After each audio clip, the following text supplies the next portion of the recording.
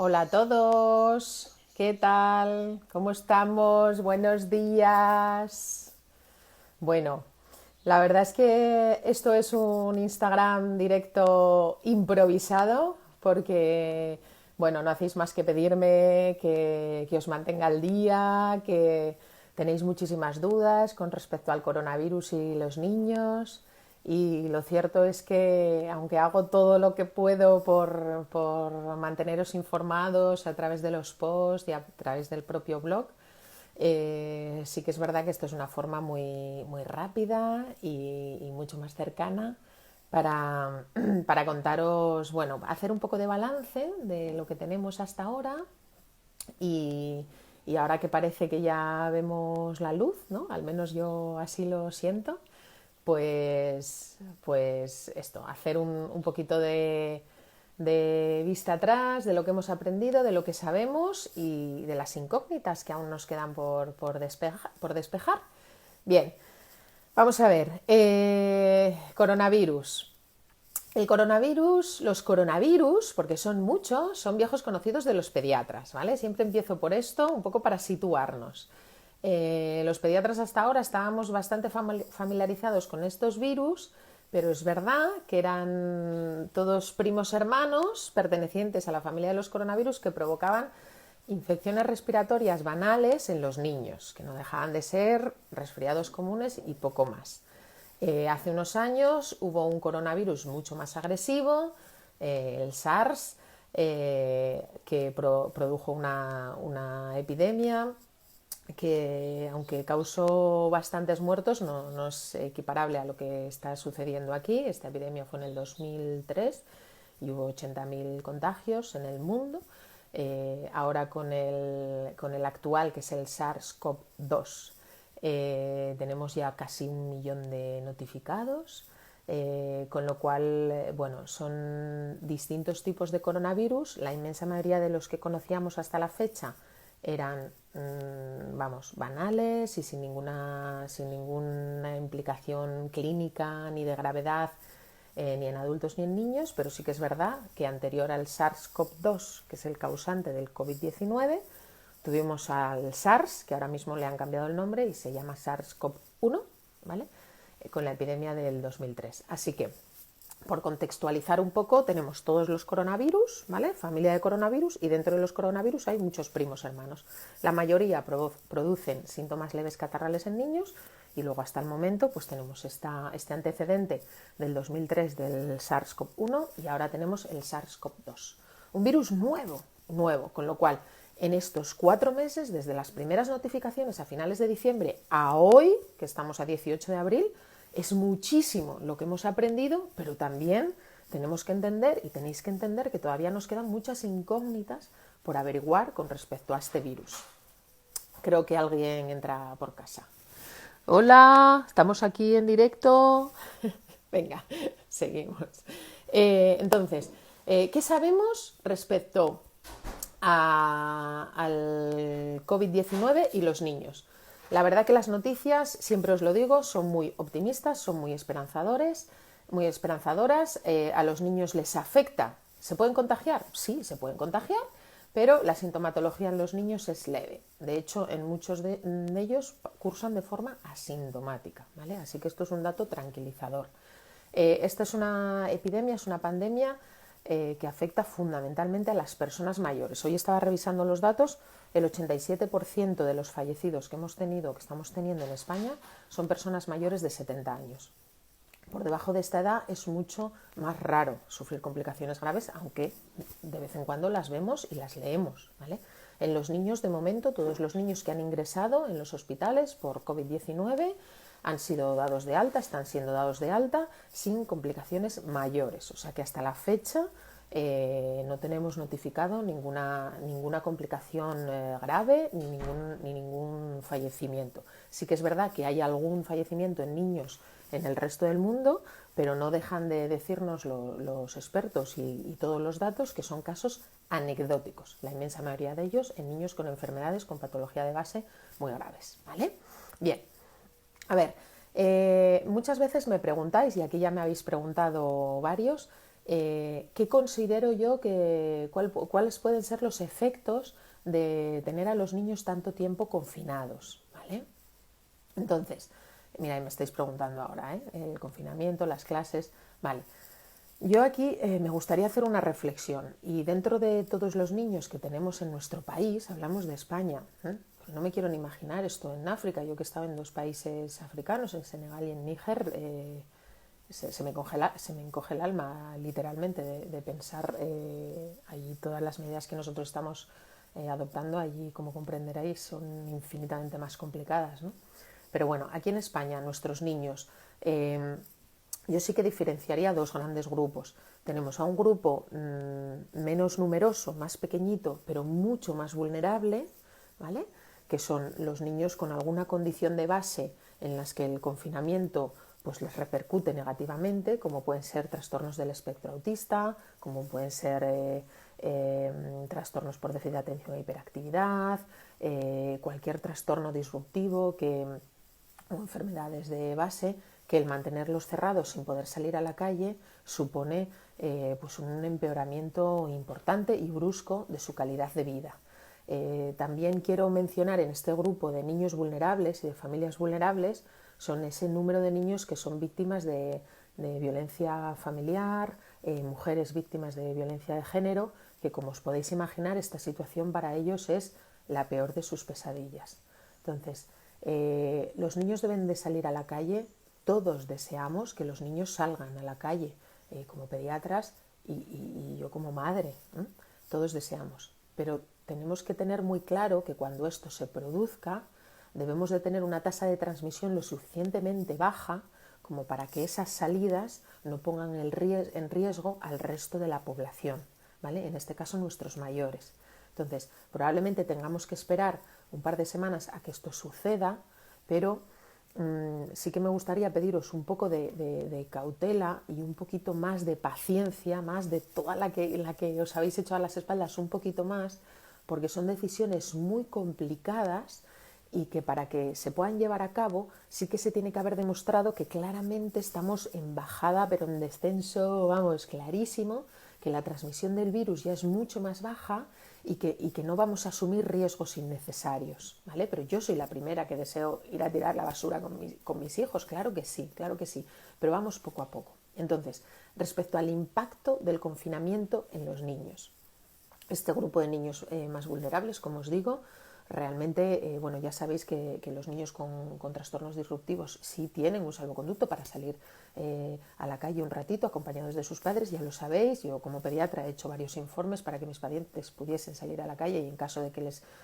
parase la policía que pudiesen entregarlo, pero sí que es verdad que estos niños pues no es que les vaya la vida en ello, pero para ellos sí que es muy importante también esas familias que viven en pisos o en apartamentos de 40 metros cuadrados, de 50 metros cuadrados, que hay muchas familias que viven así, ¿no? Y esto es muy complicado para ellos. Ahora, el resto de población infantil que viven en hogares estables, en hogares amorosos, en hogares tranquilos, donde, bueno, pues tienen sus necesidades basales y vitales cubiertas, que es el amor de mamá o de papá o de los dos, la alimentación, el cobijo, la mantita antes de acostarse, su cuento. En estos niños yo, sinceramente, como pediatra, pienso que no les va a generar un estrés ni un trauma una vez pase todo esto, ¿vale? Traumático sería, terriblemente traumático sería el haber separado a niños de padres. Esto sí genera un antes y un después y esto sí puede generar un impacto en ellos a medio y a largo plazo.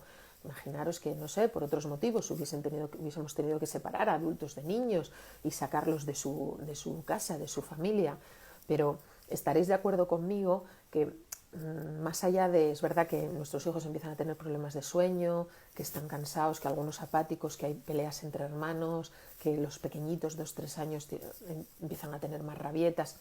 Lejos de esto, los niños están bien y van a estar bien porque están con sus seres queridos y porque no les falta de nada.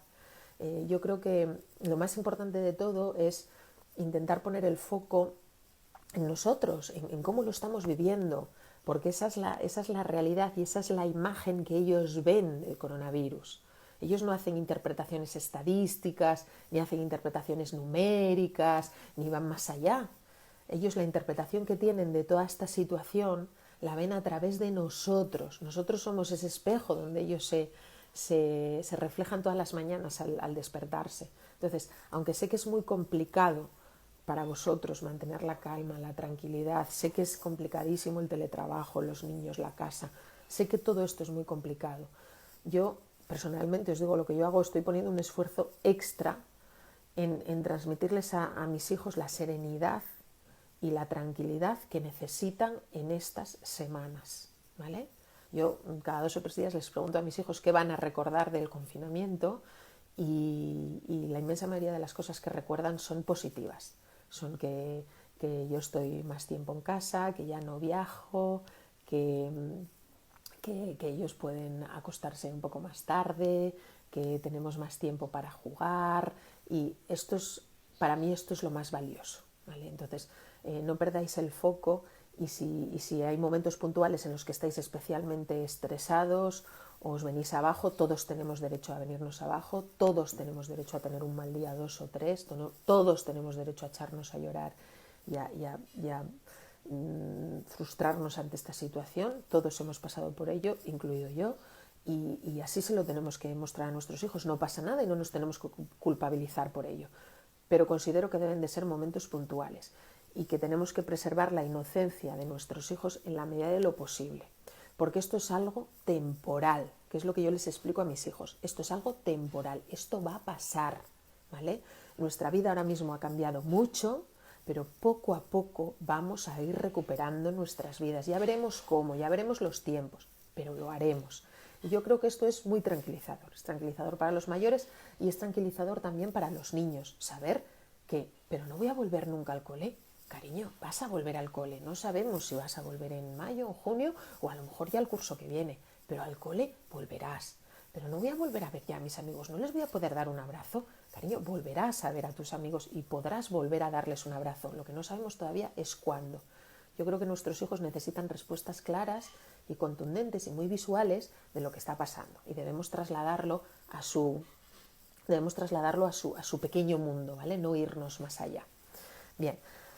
Más cosas importantes. Entonces, ¿yo qué pienso de salir los niños a la calle? Que esto me lo preguntáis muchísimo. Lucía, ¿y tú qué opinas de que los niños es que tienen más derecho a los perros que los niños, ¿no? A veces lees estos comentarios que, bueno, los que me conocéis sabéis que yo huyo de, por supuesto, de politizar. Es absurdo en esta situación. De atacar agresivamente, de discusiones estériles, de descargar todo esto con una ira desmedida. Creo que esto no es constructivo, no va con mi personalidad tampoco. Yo soy de para adelante, para adelante, para adelante, ideas constructivas y avanzar y crecer, ¿vale? Por supuesto que yo paro, hago análisis, me enfado, pido responsabilidades, pero para mí es mucho más importante la construcción, ¿vale? Y no la destrucción, ¿vale? Entonces estamos aquí para construir, para dar ideas, para aportar conocimiento y para seguir remando juntos. Entonces, ¿yo qué opino? ¿Los niños deben salir a la calle? Claro que deben salir, pero no sabemos el momento exacto. Lo que sí que tenemos que tener muy claro, y esto os lo pediremos y no nos cansaremos de repetíroslo, es que cuando ese momento se produzca, tenemos que ser súper responsables con las recomendaciones, porque son los técnicos los que nos dirán hasta qué punto pueden salir, pueden no, y de qué manera. Pues probablemente inicialmente sean salidas pues a lo mejor de media hora, de 40 minutos, los niños siempre de la manita de sus padres. Probablemente al principio no podrán ir al parque, no podrán reunirse con otros niños, ¿vale? Pero sí podrán hacer unas salidas controladas. ¿Y por qué no tocar, no ir al parque, no volver a juntarnos? Porque los niños, tenemos ahí una pieza del puzzle. Hasta ahora se hablaba poco de los niños, ¿vale? Sí sabemos cómo incide la enfermedad en los niños y cuáles son sus manifestaciones, pero desde mi punto de vista, quizá yo tengo ahí un poco de sesgo por ser pediatra, pero se les ha dado, bueno, los hemos mantenido ahí un poquitín al margen, ¿vale? Porque la prioridad era salvar vidas y el foco estaba en nuestros mayores, como así tiene que ser, ¿no? Pero considero que los niños, esto es una opinión personal, son una pieza clave de este puzzle, ¿vale? ¿Por qué? Porque los niños no es que transmitan más que los adultos, ¿no? Muchas veces he escuchado, es que los niños son como aspersores de virus, ¿no?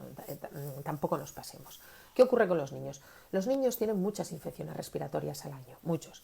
Y nosotros cuando tenemos una infección respiratoria nos quedamos en nuestra casa y poco más, ¿vale? Pero no nos relacionamos como se relacionan los niños. Los niños tosen sin medida, chupetean, tocan, juegan, besan, abrazan. Entonces, en el momento en el que estamos ahora, donde existe esta transmisión, os podéis imaginar el impacto que puede generar un niño con coronavirus a la hora de la transmisión con un adulto, ¿no?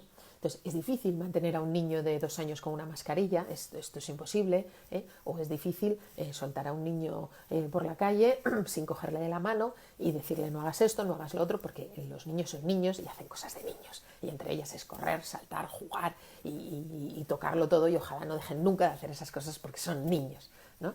Entonces, considero que sí tienen que salir, pero probablemente este no es el momento. Cuando llegue, tenemos que ser todos igual de responsables que hemos hecho con las medidas de confinamiento, ¿vale? Pero con nuestros hijos. Si se nos dice media hora, tendrá que ser media hora. Si se nos dicen que no pueden ir a los parques, no podremos llevarlos a los parques. Si se nos dicen que los niños mayores de 2, 3, 4, 5 años lo recomendable es utilizar mascarilla, pues tendremos que instruir a nuestros hijos en cómo se pone una mascarilla y así iremos avanzando, ¿vale? Tema de las mascarillas que os preocupa mucho. Mira, ¿ves? Me preguntáis, ¿los niños también van a tener que llevar mascarilla? Vale, hasta ahora no se hablaba de este tema. La CDC americana desaconseja el uso de mascarilla en niños menores de 2 años o en niños o en adultos con discapacidades importantes que no sean capaces de quitarse y ponerse ellos mismos la mascarilla, ¿vale? Porque bueno, en los bebés ya sabéis que puede haber riesgo de asfixia, de estrangulamiento, de si nos descuidamos, con lo cual el motivo de que se desaconseja el uso de mascarillas en niños menores de 2 años es porque no son efectivas, porque los niños se los van a estar quitando y poniendo, pueden ser un foco mayor de transmisión y porque existe cierto riesgo, ¿vale? En los niños más mayores probablemente nos digan, ya veremos, que lo ideal es que los niños salgan con mascarillas. Es muy importante explicarles a los padres cómo se utilizan las mascarillas, y las medidas de las mascarillas, de utilización de las mascarillas, son las mismas que para los adultos. Entonces, tema mascarillas. Mirad, yo aquí en casa tengo esta, que es una mascarilla quirúrgica, ¿vale? Entonces, hablando de mascarillas, nos encontramos con las mascarillas quirúrgicas, que lo fundamental de estas mascarillas, ¿a quién protege estas mascarillas? Esta mascarilla a quien protege realmente es, si yo me la pongo, a las personas que tengo enfrente. O sea, es una mascarilla que está diseñada para las personas que tienen síntomas, para las personas que tienen mocos, tos, catarro, ¿vale? Para frenar la transmisión del virus. Entonces, ¿eso qué quiere decir? ¿Que no nos protegen? O sea, yo me pongo mascarilla para no contagiarme y esta mascarilla no me protege. Sí te protege, claro, todas protegen, ¿vale? Pero no ha sido diseñada para eso, y el grado de protección individual es menor que las mascarillas, por ejemplo, FFP2, ¿vale? Las mascarillas FFP2, que no tengo aquí ninguna, son productos sanitarios y están reservadas para personal sanitario. ¿Por qué? Porque esas mascarillas están diseñadas fundamentalmente para aquellas personas que están en contacto directo y en contacto estrecho, cercano e íntimo con enfermos, ¿vale? Con lo cual protegen a la persona que lo lleva, pero protege cuando estamos expuestos a recibir muchos pacientes. Pues esas mascarillas son las que encontráis en los centros de salud, en los hospitales, ¿vale? En las consultas, son las que llevamos nosotros para protegernos, ¿vale? Entonces, me preguntáis muchas veces, bueno, y los niños, claro, estas mascarillas se les mueven, se les cae y tal, no las encontramos, son muy caras. Efectivamente, ahora de momento, hasta ahora el suministro era casi imposible conseguirlas, ahora cada vez parece que eso se está liberando un poquito, ya veremos a ver cómo acaba esto, pero es verdad que no es fácil encontrar estas mascarillas quirúrgicas, que son las que están recomendadas para la población. Entonces nos preguntáis, ¿podemos poner mascarillas de tela? Bien, mascarillas de tela. La CDC americana ya hace una semana y pico, todo esto lo tenéis toda esta información la tenéis en mi post de coronavirus y niños de luciamipediatra.com, ¿vale? Es un post que yo cada 2 o 3 días voy actualizando, voy añadiendo toda la información. Lo que se ha quedado desactualizado lo modifico, ¿vale? Quiero que sepáis que está todo ahí recogido. Bueno, mascarillas de tela. La CDC americana ya hace una semana y pico emitió las recomendaciones de que toda la población utilizase, al no tener este tipo de mascarillas, que utilizaran mascarillas de tela. Entonces hay muchísimos tutoriales en un montón de sitios, pues la CDC americana ha colgado el suyo de cómo se fabrica una mascarilla de tela. ¿Protege igual que las demás, que las sanitarias? Evidentemente no, ¿vale? Pero algo protege, es decir, lo que nos dicen los técnicos es que es mejor llevarla que no llevar nada, ¿vale? Pero lo que sí que es súper importante y que no lo debéis olvidar es que una mascarilla mal utilizada es peor que no llevar, ¿vale? Y que lo más importante y lo que realmente ha demostrado efectividad para frenar la transmisión de este virus son 2 cosas, que es el distanciamiento social y el lavado de manos frecuente. Y esto es lo más importante. Y esto es lo que no se nos tiene que olvidar, ¿vale? Es decir, no sirve de nada que pongamos mascarilla a nuestros chavales de 8 años o las llevemos nosotros si luego utilizamos mal las mascarillas, que ahora os explicaré cómo se usan. No sirve de nada que toda la población lleve mascarillas si luego no respetamos la distancia mínima de seguridad durante estas próximas semanas que nos quedan. ¿Vamos a tener que separarnos siempre 2 metros de por vida? No, evidentemente no, ¿vale? Pero todavía nos quedan unas semanas. Pero es muy importante que esto no se nos olvide. No sirve de nada que todo el mundo se ponga mascarilla si luego no nos lavamos las manos frecuentemente, ¿vale? Entonces, es muy importante tener esto presente y así explicárselo a nuestros hijos, que yo me canso de decírselo a mis hijos. ¿Cómo se usa una mascarilla? Antes de ponernos la mascarilla, nos lavamos las manos con agua y jabón. Que los geles hidroalcohólicos, los precios están por las nubes, que no se pueden conseguir. Agua y jabón, ¿vale? Si tenemos agua y jabón, agua y jabón. La solución de gel hidroalcohólica se reserva para en aquellos momentos donde no tienes agua y jabón, ¿vale? Si vas por la calle, si sales del supermercado, si en el coche has tenido que ir a distintos sitios, pues yo tengo una botella pequeñita en el coche, ¿vale? Y sí que es verdad que cuando tengo que entrar y salir a distintos sitios, pues como no hay agua y jabón, utilizo el gel hidroalcohólico, ¿vale? Pero si no, agua y jabón, agua y jabón. Y tenemos que explicarles a los niños cómo se lavan las manos, se mojan las manos, echamos la cantidad de jabón, frotamos por delante, frotamos por detrás por el dorso, frotamos todos los dedos bien, bien, bien, bien, bien, ¿vale? Frotamos las uñitas, así, tiqui, tiqui, tiqui, tiqui, tiqui, tiqui, tiqui, tiqui, tiqui, tiqui, ¿vale? Y aclaramos, ¿bien? Así es como tenemos que lavarnos las manos. Me decís, la OMS está recomendando no utilizar mascarillas si no tienes síntomas. Es verdad, la OMS de momento recomienda esto, pero nuestras autoridades sanitarias han hecho otra recomendación y es que aquellas personas que no pueden garantizar la distancia mínima de seguridad del 1,5 metros, 2, conviene que utilicen mascarillas. No es obligatorio, pero es una recomendación. Ahora, si tú vas en el coche, vas de un sitio a un sitio, pues en el coche no hace falta que uses la mascarilla porque no hay otra persona. Tienes garantizada la distancia mínima de seguridad, ¿vale? Pero si te vas a juntar con varias personas, entonces ahí es donde recomiendan utilizar las mascarillas. Esto en nuestras autoridades sanitarias, por supuesto en todos los centros sanitarios por razones obvias. Vale, ¿cómo se pone la mascarilla? Volvemos, lavado de manos con agua y jabón antes de poner la mascarilla. Y luego se pone así, se ata fuerte, ¿vale? Bien ajustada. Yo sé que a veces esto es molesto, veis que me aprieta, ¿vale? Se cubre nariz, boca y barbilla. ¿Lo veis? Vale, atamos. Yo tengo estas de cordones que son más incómodas que las de goma, pero en mi experiencia ajustan mejor. ¿Vale? Así, ¿lo veis? Hacemos así y hacemos así. Tiene que haber poco espacio entre la mascarilla y la piel. ¿Lo veis que está muy, muy ceñida? Que incluso me aprieta. Así es como debe de estar, ¿vale? Una vez puesta, no se toca. No nos la quitamos para toser. No nos la quitamos para hablar. no la bajamos por debajo de la nariz, ¿vale? No nos rascamos por dentro, no hacemos esto. ¿Por qué?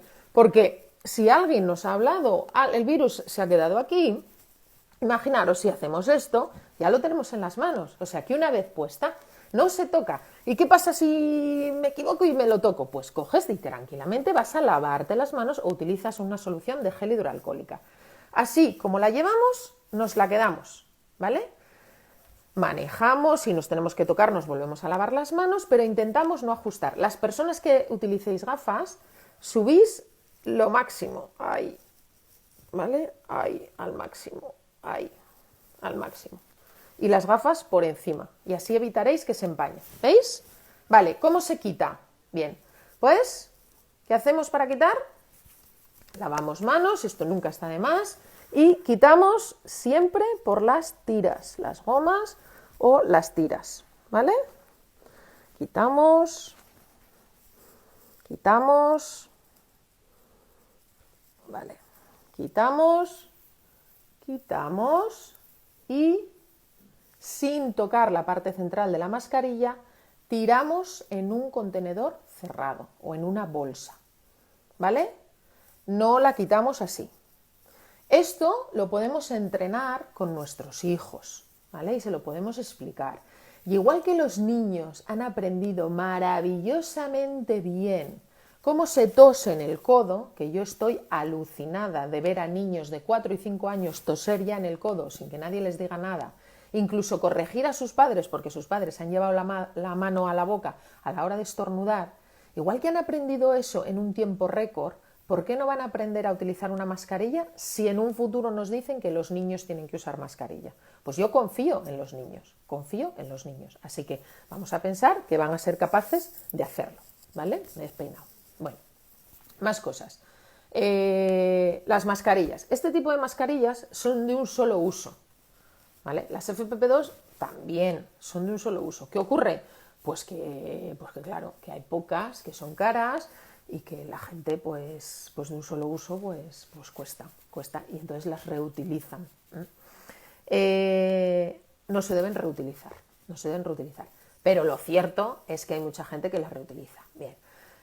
La Universidad de Stanford publicó justo hace 3 o 4 días, lo he puesto también en el post de coronavirus y niños de lucianapediatra.com, ha publicado un estudio donde con las mascarillas FFP2, cierto es, no son estas, son las otras, a una temperatura de 70 grados en horno durante 30 minutos, la mascarilla se podría reutilizar, ¿vale? 4 o 5 veces hasta que veamos que hasta la viabilidad, hasta que la mascarilla nos dé una vida útil, que pueden ser 4 o 5 puestas en función del tiempo que pase la mascarilla con nosotros. No es lo mismo ponértela para ir al supermercado que ponérmela yo en el centro para ver a 10 pacientes, no es lo mismo, ¿no?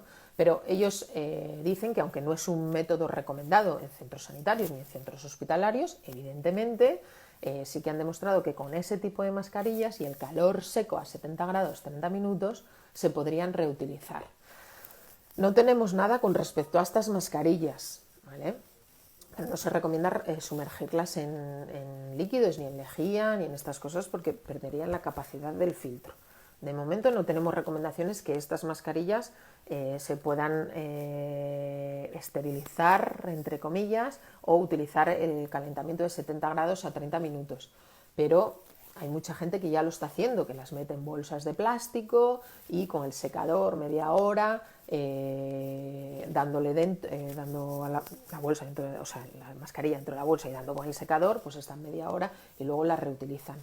No es lo más recomendado, pero tenemos este estudio de la Universidad de Stanford, de momento, que nos dice que con las FFP2 esto, según ellos, se podrían reutilizar en condiciones extremas, ¿vale? Las mascarillas de tela, sin embargo, aunque la efectividad de protección es mucho menor, sí se pueden reutilizar, evidentemente se lavan en lavadora a 60-70 grados y se pueden reutilizar, ¿vale? Bueno, bien. Más cosas, cosas importantes. El tema de los niños. Los niños habrán pasado el coronavirus, no habrán pasado el coronavirus. fijaros, no sabremos, no tendremos una idea global del impacto real de esta pandemia hasta que no seamos capaces de hacer test masivos a toda la población con síntomas y sin síntomas para valorar si han pasado la enfermedad o no han pasado la enfermedad. Porque se estima que hay un porcentaje pequeño, pero unos hablan de un 5%, otros hablan de un 15%, otros hablan entre un 1 y un 5%, están intentando distraer, de personas que han pasado el coronavirus sin haber sido conscientes de ellos, ¿vale? Entonces, esto es un dato que sería muy interesante saberlo, no solamente en los adultos, a ver si somos inmunes o no, sino también en los niños. Porque como en los niños, el COVID-19, en la inmensa mayoría de ellos, en más de un 95% de los niños, es indistinguible de cualquier infección respiratoria por las que pasan a miles, ¿quién no nos dice que los últimos catarros, infecciones o trancazos que han cogido en el último mes y medio, uno no haya sido un coronavirus? No lo podemos saber, esto no lo podemos saber.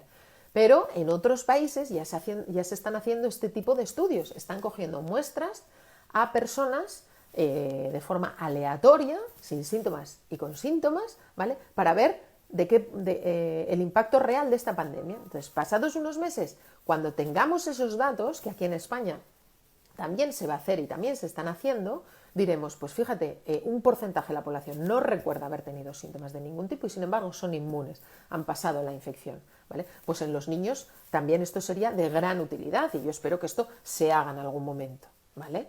Porque si descubrimos que muchísimos niños han pasado la infección porque esta gripe tan grande que hemos tenido este año con los niños, que especialmente en los niños se han puesto bastante malitos y descubrimos que unos eran gripe pero otros a lo mejor eran coronavirus, pues el manejo a futuro será de otra manera si sabemos que muchos de los niños son inmunes, ¿no? Estos son pensamientos que yo tengo que evidentemente no tenemos aún datos para afirmar estas cosas. Pero esto es importante tenerlo presente. ¿Y por qué seguimos siendo tan cautelosos? Porque lo que sí que parece que ya hay datos que avalan esto que os voy a contar es que hay personas asintomáticas que pueden transmitir el virus. Por eso el Ministerio ha recomendado el uso de mascarillas a la población que no pueda garantizar esa distancia mínima de seguridad. Porque aunque yo me encuentre bien, no puedo garantizar al 100% que no esté transmitiendo el virus. Evidentemente no lo transmites igual, la carga con la que transmites la infección no es la misma una persona sin síntomas o un niño sin síntomas que una persona que está febril, con tos, ¿vale?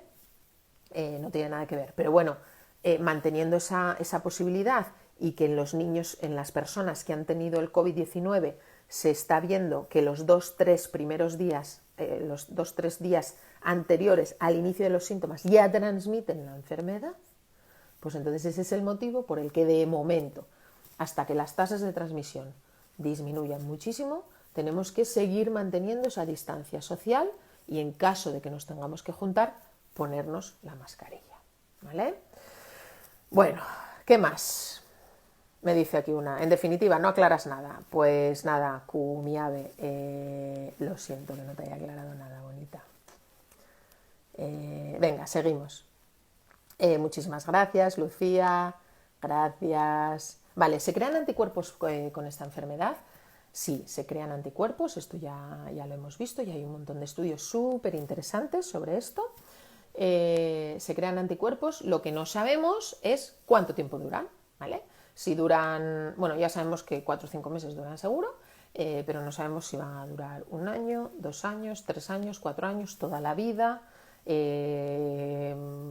Esto no lo sabemos. Ya sabéis que hay infecciones que nos dejan una inmunidad permanente, como puede ser una varicela, como puede ser un sarampión, ¿vale? Son virus que una vez los pasas no los vuelves a pasar, ¿vale? Generas esa inmunidad que te protege de por vida, ¿vale? Y hay otro tipo de infecciones en las que, a pesar de haberlas pasado, puedes volver a cogerlas al año siguiente, como muchas infecciones respiratorias, muchos resfriados comunes, muchas infecciones bacterianas, como puede ser una neumonía, como puede ser unas placas, ¿vale? Generas cierta inmunidad durante un tiempo, pero luego te puedes volver a contagiar. esa es la incógnita que todavía queda por despejar y que evidentemente hasta que no pase un tiempo y sigamos monitorizando la inmunidad en esas personas que ya lo han tenido, no vamos a saber cuánto duran esos anticuerpos. Pero cuando tú determinas los anticuerpos en una persona, tenemos unos que nos indican infección aguda, es decir, infección en ese momento, que son los IgM, ¿vale? Y luego tenemos otro tipo de anticuerpos que se llaman IgGs, que nos dicen infección pasada, ¿vale? Entonces, si tú te haces, por ejemplo, una analítica, os voy a simplificar mucho, y aparece IgM negativa y IgG positiva, quiere decir que ya has pasado la enfermedad y que eres inmune. Lo que no sabemos es cuánto tiempo, ¿vale? Bien, venga. Gracias, Lucía, sí que aclaras muchísimo, y menos mal, porque si entre los 300 mensajes solo leo una negativa, imaginaros que hoy es sábado, que mi familia también merece de mi tiempo y aún así estoy aquí con vosotros, en fin, bueno, que yo creo que tenemos que sumar aquí entre todos y aportar las cosas positivas que tengamos cada uno de nosotros para ayudarnos, ¿no? De las crisis uno salimos si nos unimos y si trabajamos en la misma dirección y si remamos juntos, ¿vale? Yo pienso así en general de todo, que juntos sumamos, siempre. Venga, seguimos. ¿Recomiendas que los niños salgan? Ya os he comentado. La que me ha hecho esta pregunta, luego echas un poquitín para atrás y lo ves.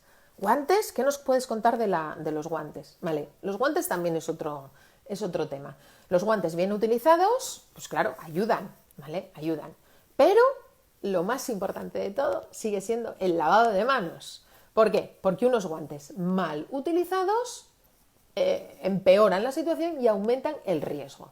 Yo, cuando voy al supermercado, a veces se me ponen los palos como escarpias, ¿vale?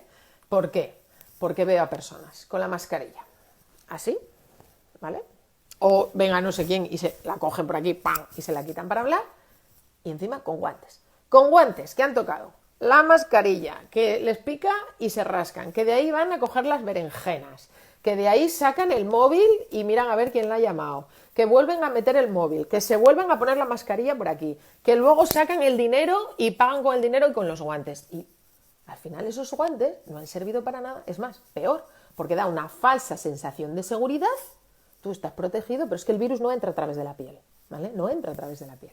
Entonces, da una falsa sensación de seguridad y sin darte cuenta has ido transmitiendo el virus no solamente a los alimentos, sino en el móvil, a través de la mascarilla, tocando a otras personas, o sea que ojo con los guantes, o sea, si nos ponemos los guantes las medidas tienen que ser exactamente igual que si no los lleváramos, es decir, no llevar los guantes a la cara, ni a la mascarilla, ni rascarnos los ojos, ¿vale? Porque no dejan de ser vehículos de transmisión del virus. O sea que si manejamos guantes, tenemos que tener muy claro que los guantes se tienen que quedar en las manos, ¿vale?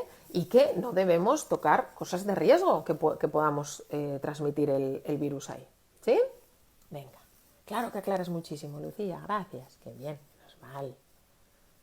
Me pongo mala con los guantes, ¿veis? Es que sí, y lo de las mascarillas, de verdad, es que es importantísimo saber utilizar la mascarilla, es lo más importante. Distanciamiento social, lavado de manos frecuente, y para aquellas personas que necesitan ponerse una mascarilla, que aprendan a utilizarla, ¿sí? Esto es como si tenemos una infección bacteriana, hay que darle unos antibióticos y el antibiótico se da mal, se toma mal, se da una dosis más baja, en lugar de cada 8 horas se lo toman una vez al día, no sirve de nada, todo lo contrario, es peor. Pues esto es exactamente igual, ¿vale? Venga. Se ve que sigue durando en los positivos y aunque sean asintomáticos, vuelven a recaer. No, esto no. Pueden recaer dentro del mismo proceso infeccioso, es decir, puedes empezar con los síntomas, empeorar, luego mejorar y a lo mejor al tercer, cuarto, quinto o sexto día empeorar y tener un repunte dentro del mismo proceso, ¿vale? Pero los casos que se están describiendo de personas que la habían pasado y luego parece que vuelven a dar positivos, esto todavía no está claro y hay muchas teorías, pero los hay incluso que creen que ha sido un falso negativo de alguna de las pruebas que les habían dado como curados y a lo mejor no estaban curados. O sea, esto de momento no está claro. Yo sé que hay muchas cosas que todavía no están claras, pero tenéis que entender que esto es así y que la ciencia es así. Nosotros estamos acostumbrados a ello.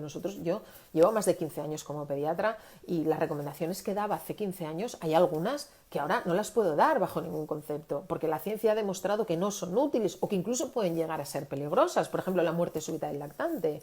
Hace 20 años se recomendaba a los niños dormir boca abajo, porque se creía que eso disminuía el síndrome de muerte súbita del lactante. En el momento que hubo un volumen adecuado de estudios que demostraban que poner a los niños a dormir boca arriba era mucho más beneficioso que boca abajo, se cambió la recomendación y eso supuso una caída de un 50% en la mortalidad infantil por síndrome de muerte súbita del lactante. O sea, haceros una idea, simplemente cambiar la recomendación de dormir boca abajo a dormir boca arriba supuso que murieran la mitad de niños en el mundo por muerte súbita del lactante. O sea que no os agobiéis cuando veáis que es que nos dijeron esto y ahora es lo contrario.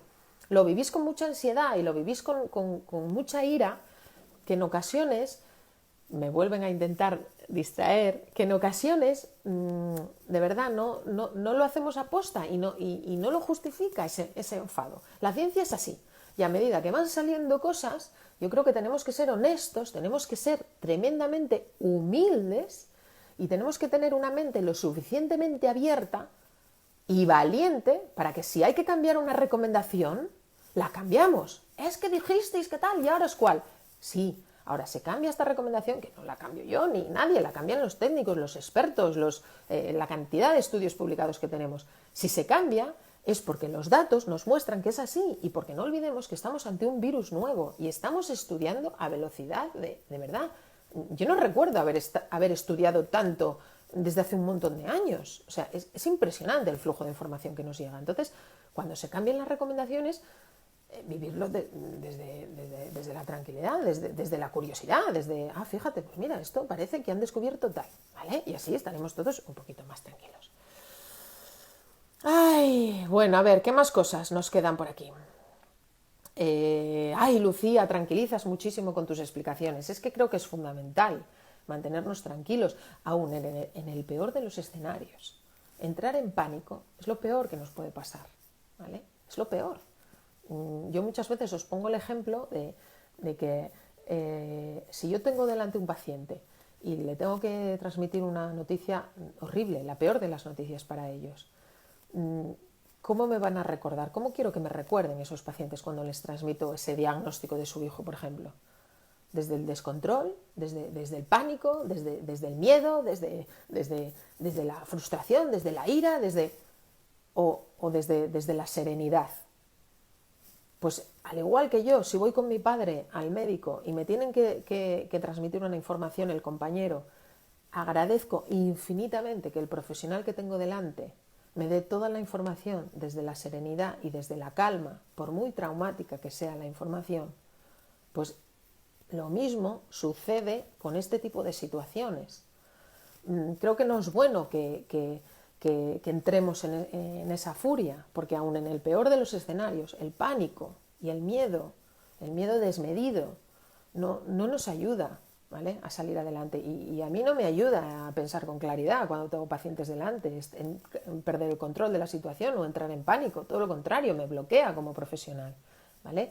Así que gracias por decirme que os transmito tranquilidad, porque es el objetivo número 1 de mi labor en la divulgación, transmitir tranquilidad con conocimientos certeros y con bibliografía contrastada. Esos son mis objetivos, ¿vale?, cada vez que me veis aquí. Vitamina D para los niños, también lo tenéis en el blog, en luciamipediatra.com.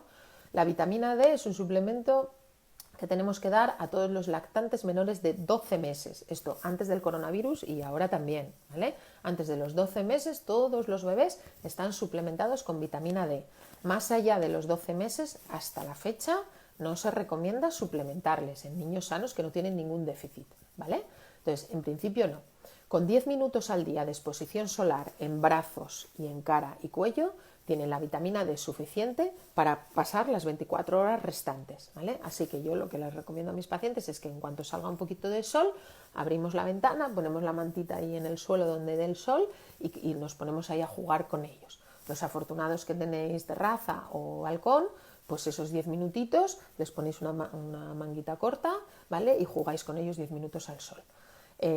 Fuentes de vitamina D, la más importante con muchísimo es la fuente solar, es la radiación solar, ¿vale? Y luego hay un pequeño porcentaje de vitamina D que podemos tomar a través de determinados alimentos, el pescado azul, salmón, por ejemplo, caballa, la leche y los huevos, ¿vale?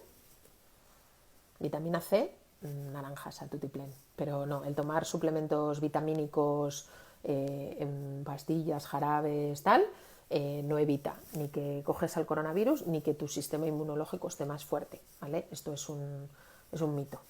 Los niños necesitan tomar las vitaminas presentes de forma natural en los alimentos, frutas y verduras, ¿vale? Pero el hecho de que le deis complejos vitamínicos no hace ni evitan coger esta infección ni ninguna, ni hace que su sistema inmune sea indestructible, ¿vale? Las lesiones cutáneas y sabañones, ¿están relacionadas? Vale, muy buena pregunta, se me había olvidado contárosla. Lesiones cutáneas, súper interesante. ¿Veis? Esto es súper interesante. Desde el punto de vista científico y médico, yo estoy on fire, porque es algo nuevo y eso siempre es estimulante. Y entonces van saliendo un montón de datos de la enfermedad que nos hace estudiar más y descubrir cosas, y esto siempre es genial, ¿no? Entonces, las lesiones cutáneas fue uno de los hallazgos. Efectivamente, hay estudios que nos dicen ya que el 20% de los pacientes presentaron en algún momento de la evolución de la enfermedad lesiones cutáneas. Lesiones cutáneas que pueden ir desde un exantema, que son manchas rojas en la piel inespecíficas, una urticaria, que son abones, son como ronchas muy pruriginosas, es decir, que pican una barbaridad y que a lo mejor te salen aquí las ronchas y a las 2 horas desaparecen, pero salen aquí y a las 2 horas desaparecen y salen en el muslo. Eso es lo que define la urticaria, y que pican una barbaridad. Y luego también se han descubierto este tipo de lesiones, que es lo que me acaba de preguntar esta chica, que son las lesiones parecidas a los sabañones, que en el post de luciamipediatra.com, coronavirus y niños, luego os pondré el enlace. Tenéis fotos, ¿vale? Para que lo veáis. Este tipo de lesiones, ¿qué ha pasado? Pues mirad, han aparecido una serie de lesiones que son como microhemorragias en palmas de manos y en plantas de pies y dedos de los pies.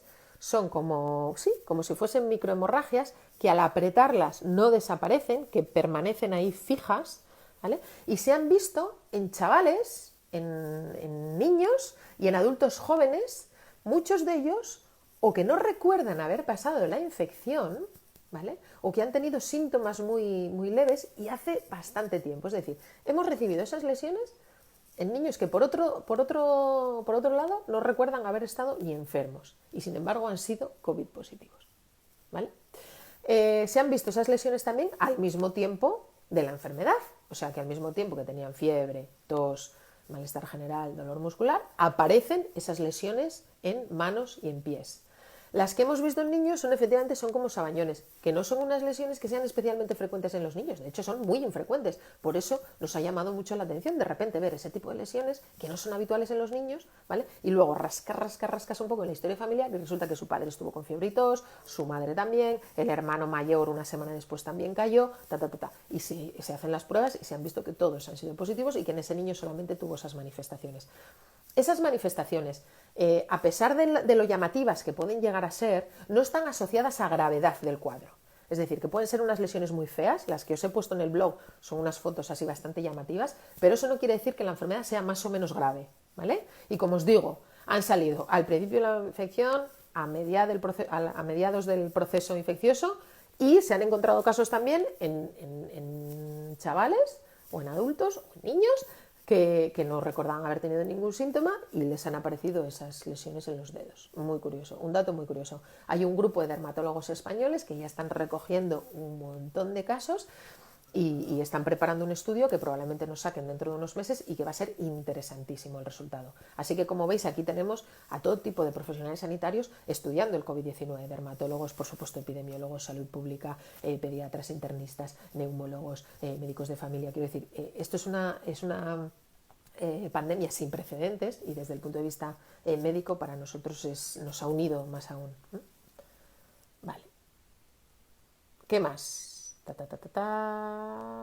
¿El herpes tiene alguna relación con el virus? No, en principio El herpes es una infección vírica también. El virus herpético tiene una peculiaridad que una vez te contagias, el herpes cutáneo, por ejemplo, el herpes simple tipo 1, una vez te contagias, tienes esa primera vez que te contagias una lesión muy importante. En los niños se ponen a veces muy malitos, la primoinfección, y luego el virus se queda ahí dormidito, dormidito, dormidito, y entonces puede reactivarse cuando le sube la fiebre, cuando estamos un poco más flojitos, cuando nos da muchísimo sol en verano. Yo tengo un herpes y en verano los primeros días que bajo a la playa siempre me sale, cuando estamos muy estresados a veces se reactiva. O sea, es un herpes que efectivamente te genera anticuerpos, pero se queda ahí durmiendo y cada X tiempo pam, pam, te da la lata. Pero no, en principio no tiene que ver con este. Bueno, muy bien. Mis hijas de 6 años han estado hablando mucho de la muerte en estos días. ¿Me tengo que preocupar? No, no te tienes que preocupar, pero te tienes que ocupar. A los 6 años es muy habitual que todos los niños, muchos niños, hablen de la muerte. ¿Por qué? Porque entre los 6 y los 7 años ellos ya empiezan a entender que la muerte es algo definitivo. ¿Sabéis? Hasta esa edad tienen esta fantasía de que, bueno, no saben, que no se imaginan que la muerte es algo definitivo, ¿no? Y a partir de los 6-7 años ese pensamiento mágico desaparece. Entonces son conscientes de esa realidad y hay algunos niños especialmente sensibles que ese tema les toca mucho y les agobia y les preocupa, y enseguida la siguiente duda es: ¿y si mamá tú te mueres? ¿Y si papá se muere? Entonces cuando ven este tipo de cosas, pues es normal que esas preocupaciones ocupen sus pensamientos durante este tiempo. No te preocupes demasiado, pero háblalo con ellas, explícales. Yo siempre os he dicho, y os lo explico en mis libros, que podemos hablar con nuestros hijos casi de cualquier tema, eligiendo las palabras adecuadas, y que la muerte forma parte de la vida. Esto es así. Y yo creo que es algo que en cuanto nuestros hijos nos preguntan tenemos que explicarles y tenemos que contarles que efectivamente la muerte forma parte de la vida, pero que afortunadamente la inmensa mayoría de las personas que se mueren ya de viejecitos, porque ya nos lo han dado todo en este mundo y su cuerpecito se apaga, ¿no? Yo creo que con esto al principio, para empezar, con 6 años es suficiente. Ay, bueno. ¿Más cositas? Pieles atópicas. ¡La caja de las preocupaciones! Bueno, os voy a contar la caja de las preocupaciones y vamos a terminar, salvo que aparezca por aquí alguna... Venga, caja de preocupaciones y asmáticos, también es otro tema. Vamos a tener que conectarnos más, porque hay muchas dudas. Venga, primero asma y luego caja de las preocupaciones. Asma. Yo soy asmática, mi hija es asmática, así que al principio tenía así un poco de yuyu. Oye, todos somos, pues claro, queréis que a mí esto no me preocupa mucho, me ha preocupado mucho, me sigue preocupando, pero bueno, como os digo, tenemos que ir avanzando y tenemos que seguir para adelante, siempre para adelante. Entonces, ¿qué sabemos del asma? ¿Tienen más riesgo de contagiarse las personas asmáticas? No, no tienen más riesgo, el riesgo es igual para todos, pero sí que es verdad que las personas asmáticas que se contagian tienen más riesgo de tener complicaciones, es evidente. Los asmáticos tenemos una patología crónica que afecta a nuestra vía aérea, a nuestros bronquios, a nuestros pulmones, y cualquier agente extraño que ataque un órgano que de por sí lo tenemos un poco chuchurrío, pues puede hacer que la cosa se complique. No quiere decir que todos los asmáticos se ponen malísimos, pero es un dato para decir si empezamos con fiebre y con tos, que no se nos olvide, soy asmática, o si nuestro hijo empieza así, pues decirlo, claro, y además es asmático o además tiene bronquitis de repetición. Lo que sí que es claro y tenéis que tener presente es que todos los niños con bronquitis de repetición o con asmas infantiles que vuestros pediatras o vuestros alergólogos infantiles os hayan puesto un tratamiento de base, inhaladores de base o el Montelukast oral, no tenéis que suspenderlo, ¿vale? No es momento ahora de suspender esas medicaciones, ¿vale? Ya sean corticoides inhalados, ya sea Montelukast, el tratamiento que sea, no se debe suspender. Y si empiezan con pitos, con dificultad respiratoria, tenemos que manejarlo con los inhaladores, con el salbutamol, que es el que utilizamos habitualmente en los niños, y consultar con vuestro pediatra, ¿vale? Pero el manejo es el mismo, lo único que es verdad que el que ser asmático nos tiene que encender un pelín la bombillita más para estar más pendiente de ese paciente. Vale. Y la caja de las preocupaciones. Bueno, No tengo aquí el libro, mira, si no os lo enseñaba. La caja de las preocupaciones es una técnica que yo leí hace muchos años. Bueno, hay muchas versiones, pero es algo que yo he utilizado desde hace muchos años con mis hijos, desde que eran pequeñitos, y el mayor ya va a hacer 13 años. Lo utilizan muchos psicólogos. Hablamos de ello en el directo que tuvimos con Juanjo Savale, uno de los psicólogos de Creciendo y mi socio de Creciendo. Y es una técnica súper útil que podéis utilizar con todos los niños casi de cualquier edad. Los pequeñitos de 2 años no, pero los de ya 4, 5, 6 años, hasta adolescentes sí. ¿En qué consiste? Los niños es normal que en estas situaciones y en otras muchas tengan preocupaciones abusonas, que las llamo yo con los niños, pensamientos basurilla. Son pensamientos que ocupan buena parte de su día y les llegan a agobiar muchísimo, llegan incluso a somatizar. Los niños se ponen muy nerviosos, pueden tener ganas de vomitar, les puede doler la barriga, muy frecuente, les puede doler la cabeza, muy frecuente, pueden tener incluso hasta episodios de diarrea por culpa de unas preocupaciones excesivas. O sea que las preocupaciones, aunque es algo que se genera en nuestro cerebro, sí que puede tener un impacto a nivel físico, ¿vale? Y esto se lo tenemos que explicar a nuestros hijos, que una cosa es lo que nuestros niños piensan o lo que nosotros pensamos, una cosa son los pensamientos y otra cosa son las emociones, lo que nosotros sentimos. Y de lo que nosotros sentimos puede tener un impacto en nuestra salud física. Y yo así es como se lo explico a mis hijos y a mis pacientes. Los pensamientos es como sentarte en un cine, ver esa pantalla y ves por ahí aparecer muchas imágenes, ¿vale? Pero eso no necesariamente tiene que ser real, ¿verdad? Eso puede ser real o puede no ser real. Yo puedo pensar que si no piso las baldosas rojas me puede atropellar un autobús y no es real. Yo puedo pensar que soy la peor madre del mundo, puedo tener ese pensamiento abusón, ese pensamiento basurilla y no necesariamente tiene que ser real, ¿verdad? Pues esto se lo explicamos a nuestros hijos, que una cosa son los pensamientos, ¿vale? Que no necesariamente tienen que ser reales, de hecho la inmensa mayoría de las veces no lo son, ¿vale? Y otra cosa son las emociones, lo que genera ese pensamiento. ¿Y qué pasa? Que si yo estoy muy angustiado y estoy muy nervioso, ese pensamiento genera una emoción que puede hacer que el corazón vaya muy deprisa. Y eso es real. Y ese pensamiento tan negativo puede generar que se me seque la boca porque estoy súper nerviosa. Y eso es real. Y ese pensamiento tan negativo puede hacer incluso que me maree. Puede hacer incluso que tenga ganas de ir al baño. Puede hacer que me duela la barriga. Y eso es real. ¿Pero qué lo origina? Un pensamiento. ¿Vale? O sea que fijaros la importancia. Por eso esta frase que os repito una y otra vez en mis libros: piensa bonito y sentirás bonito. Porque de una emoción, de un pensamiento positivo, sale una emoción positiva. Y eso nos relaja, nos baja la frecuencia cardíaca, nos tranquiliza, ya no se nos seca la boca, ya no nos tiemblan las manos. De un pensamiento bonito sale una emoción bonita, ¿vale? Entonces, ¿qué hacemos con estos niños que tienen un montón de preocupaciones? Lo que hacía yo con mi hijo mayor, ¿vale? Hubo una época de su vida en la que, bueno, periódicamente tiene estos piquitos y una preocupación ocupa su mente muchísimo. Y entonces entra en bucle y se encuentra fatal, ¿vale? Es muy importante nuestra actitud positiva frente a ese problema. Es muy importante escuchar a nuestro hijo qué es lo que verdaderamente le preocupa en lugar de arreglarle la vida, ¿vale? Es muy importante escuchar, esa escucha activa, mirándole a los ojos, abrazándole, tocándole. Y es muy importante enseñar a nuestros hijos a contener esa preocupación, a no estar hablando de esa preocupación continuamente. ¿Y esto cómo lo podemos hacer? Pues con la caja de las preocupaciones. Compramos una caja o cogemos una caja de zapatos que tengamos en casa y le decimos: mira, cariño, esta va a ser la caja de las preocupaciones, ¿vale? ¡Oh! Se me va a cortar en 1,56 minutos. Vale, cogemos la caja de las preocupaciones y le decimos: vamos a meter todas las preocupaciones que tienes a lo largo del día, las vamos a meter en la caja, ¿vale? Y entonces cada vez que tenga la preocupación la escribimos en un papel o hacemos un dibujito y metemos la preocupación en la caja y él la mete. Y solamente a una hora, las 6 de la tarde, es la hora de las preocupaciones. Solamente a las 6 de la tarde podemos abrir la caja y hablar de esa preocupación. El resto del día, cuando vengan las preocupaciones, el tiempo justo para escribirla o para dibujar la preocupación, meterla en la caja y se acabó. Y le decimos: cariño, a la hora de las preocupaciones hablamos de las preocupaciones. Y decirle que hasta las 6 no vamos a hablar.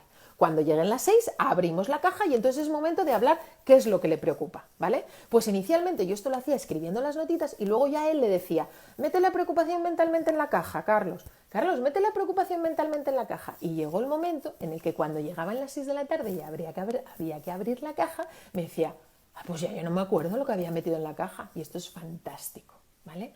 Así que os recomiendo que lo hagáis. Me quedan 52 segundos. Daros las gracias a todos. Voy a ver si finalizo y guardo el vídeo, que los otros que he hecho he sido tan torpe que no he sabido guardarlo. Así que gracias a todos por estar aquí y un beso fuerte, fuerte, fuerte. Ya queda menos, cada vez menos, ¿vale? Y lo vamos a conseguir. ¡Mua!